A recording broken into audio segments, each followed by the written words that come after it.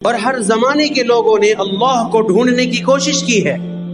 ایک عابد تھا، اس نے بھی خدا کی زیارت یعنی دیدار اور ملاقات کے لیے 40 دن کا چلہ کھینچا۔ دن کو روزہ رکھتا اور رات کو قیام کرتا تھا۔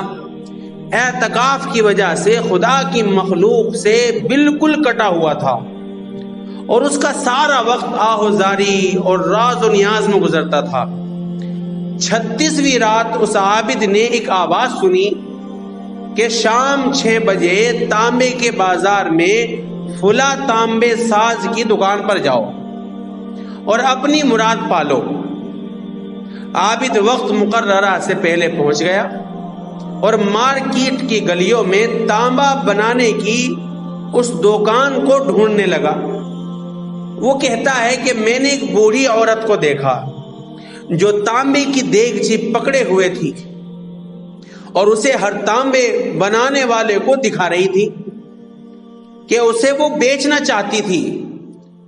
وہ جس تانبے ساز کو دیگچی دکھاتی وہ اسے تول کر کہتا کہ 4 ریال ملیں گے۔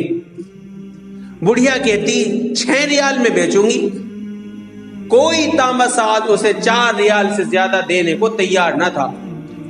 آخر کار وہ بڑھیا ایک تانبے ساز کے پاس پہنچی۔ تانبا ساز اپنے کام میں مصروف تھا۔ بڑھیا نے کہا میں یہ برتن بیچنے کے لیے لائی ہوں اور اسے 6 ریال میں بیچوں گی، کیا آپ 6 ریال دیں گے؟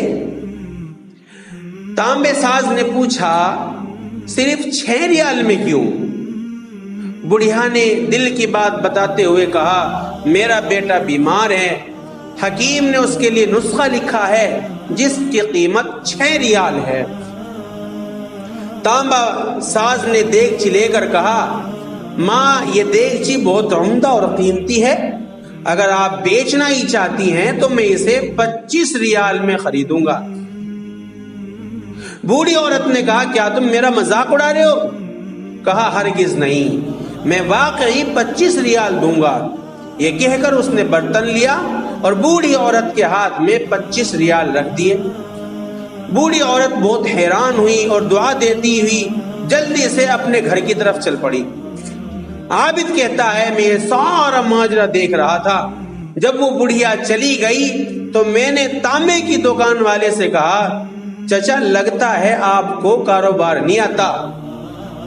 بازار میں کم و بیش سبھی تانبے والے اس دیگچی کو تولتے تھے اور 4 ریال سے زیادہ کسی نے اس کی قیمت نہیں لگائی اور آپ نے 25 ریال میں سے خریدا ہے۔ بوڑھے تانبے ساز نے کہا میں نے برتن نہیں خریدا، میں نے اس کے بچے کا نسخہ خریدنے کے لیے اسے پیسے دیے ہیں۔ میں نے 1 ہفتے تک اس کے بیمار بچے کی دیکھ بھال کے لیے پیسے دیے ہیں۔ میں نے اسے اس لیے یہ قیمت دی کہ گھر کا باقی سامان بیچنے کی نوبت نہ آئے۔ عابد کہتا ہے میں سوچتا اور اس کو دیکھتا رہ گیا۔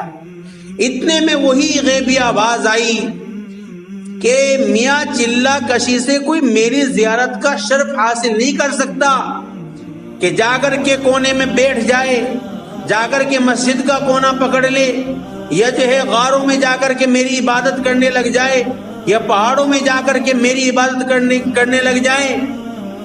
مجھے اگر پانا ہے، میری زیارت اگر کرنی ہے تو گرتوں ہو کو تھامو اور غریب کا ہاتھ پکڑو، ہم خود تمہارے پاس چل کر آئیں گے، تمہیں میرے پاس آنے کی ضرورت نہیں ہے۔